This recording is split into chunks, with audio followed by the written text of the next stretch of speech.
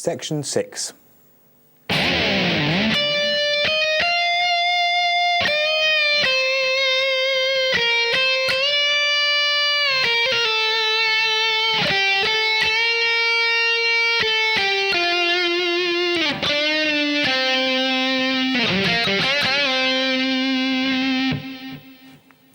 Okay, we have a nice kind of bass around the two middle strings. Whatever you feel is going to sound nice and up front there.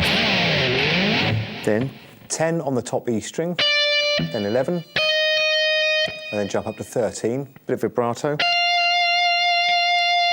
And for the sake of tone, we're going to jump over for the next note to the 15th fret of the B string, which is bent up a half step and then released.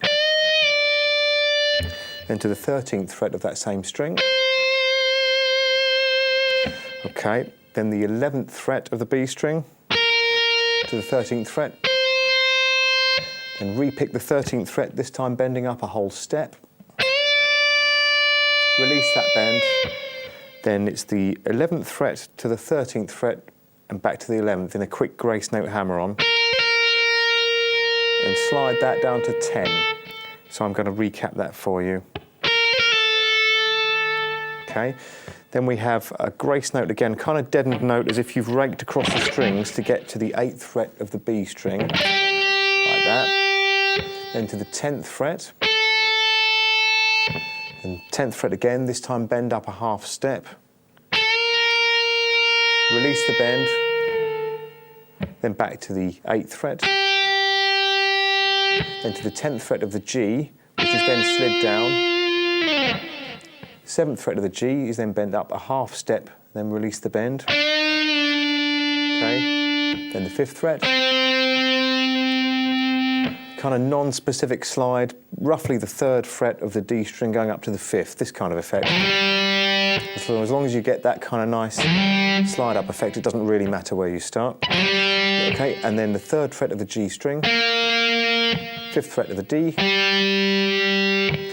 G on the 5th fret, bend up a whole step. Do that again, and this time release it. Okay, we're ready for section 7 now.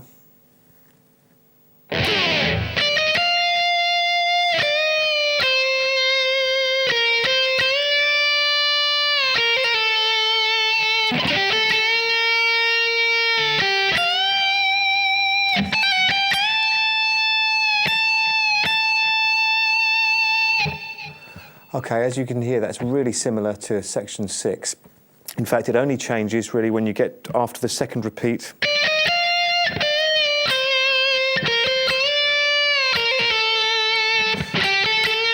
Okay, and then the difference is you jump back up to the 13th fret of the top E string for a full tone bend.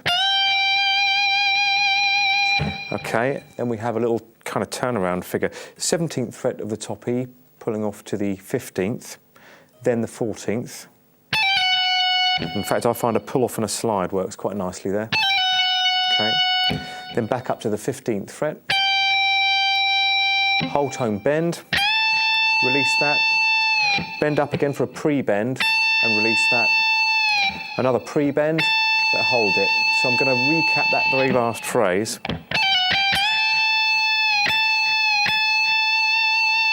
It was a very typical Gary Moore move there.